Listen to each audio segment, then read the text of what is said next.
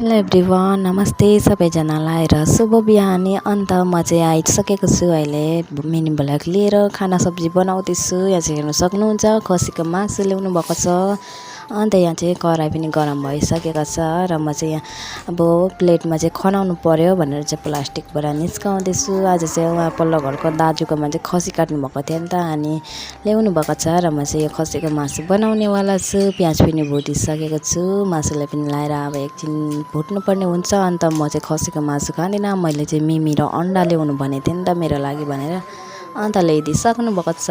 र यो चाहिँ मैले मेसो अस्ति नै बाँसको तामा चाहिँ काटेर ल्याएको थिएँ नि त बाल्टिङमा, अमिलो बनाएर अचार खानुहुन्छ भनेर चाहिँ। आज चाहिँ 4-5 दिन भइसक्यो, एकदमै दामी भएको छ। म अचार बनाइदिन्छु आज चाहिँ यसैको भनेर चाहिँ प्लेटमा निस्काइसकेको छु।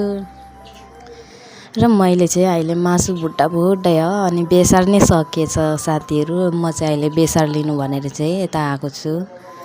म चाहिँ बेसार लिएर जानु पर्यो। अहिले चल्ने मात्रै अलिकति मात्रै निस्काएको।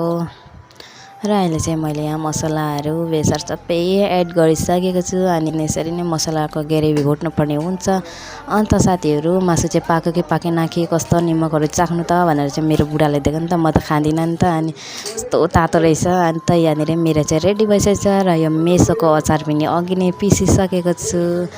र साथीहरू अहिले चाहिँ नमाउने बेला पनि भइसक्यो पाकेर।